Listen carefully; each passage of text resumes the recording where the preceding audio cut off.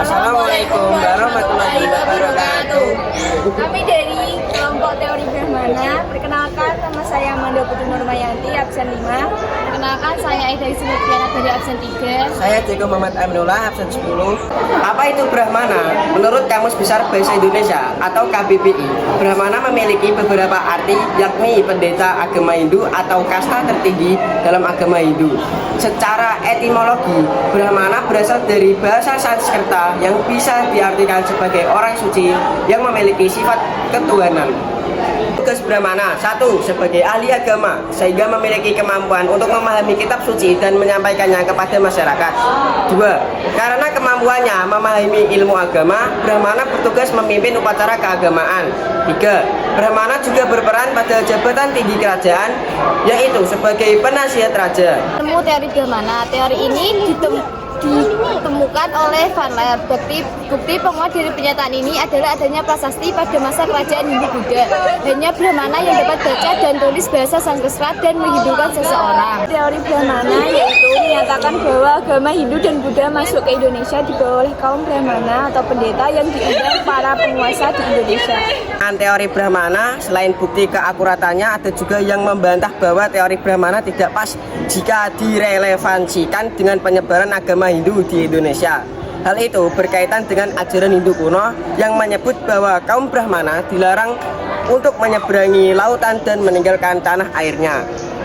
Oke, selanjutnya ada kelebihan, yaitu kelebihan dari teori Brahmana adalah kaum Brahmana merupakan golongan yang paling tahu dan paham terkait ajaran agama Hindu. Penyebaran ajaran Hindu dapat dikatakan sebagai tugasnya. Selain itu, temuan sejarah terkait prasasti di Indonesia yang menggunakan bahasa Sanskerta dianggap sama dengan bahasa yang digunakan di India. Teori ini menegaskan kembali bahwa penyebaran agama Hindu ke Indonesia dibawa oleh golongan Brahmana.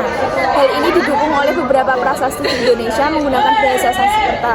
Bahasa dalam kitab suci Weda dan upacara keagamaan merupakan bahasa yang dikuasai oleh golongan Brahmana.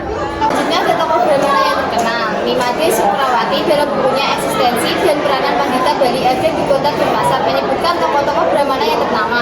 Golongan Brahmana atau orang suci pada zaman dahulu dikenal dengan sebutan MPU, Resi, Begawan, ataupun Dang Hyang.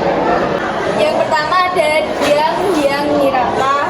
Dia Hyang Hirata atau dia Hyang Wijendra merupakan tokoh Brahmana legendaris di Bali, berasal dari kerajaan Majapahit.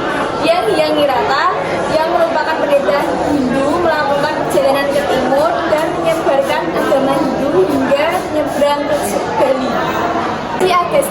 Resi Agastya terkenal dengan jasa-jasanya dalam penyebaran agama Hindu di berbagai daerah termasuk di Indonesia.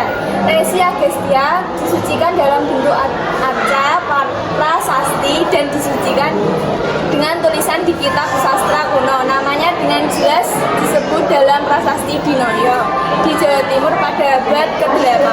Selanjutnya ada Mpu Tantular. Mpu Tantular adalah seorang resi yang juga pujangga ternama dengan karyanya Sutasoma. Mpu Tantular adalah cucu dari Mpu Barada. Selanjutnya ada Mpu Barada. Mpu Barada adalah seorang pendeta asal kerajaan Kediri dalam masa pemerintahan Airlangga hingga terpecahnya Kediri menjadi dua, yaitu Daya dan Jenggala. Nama MPU Barada bertulis pada batu yang terdapat di Pura Batu Matik di Saki, Bali tahun 1007. Dari Mpu Barada lahirlah tokoh-tokoh Buddha seperti Mpu Tantular hingga Dang Hyang Hirata. Kesimpulannya dari teori materi ini adalah teori ini menyatakan bahwa agama Hindu-Buddha dibawa oleh kaum Brahmana dengan dua cara, yaitu kaum Brahmana dari India diundang raja-raja Indonesia dan kaum Brahmana datang dari India bersama para pedagang ke Nusantara.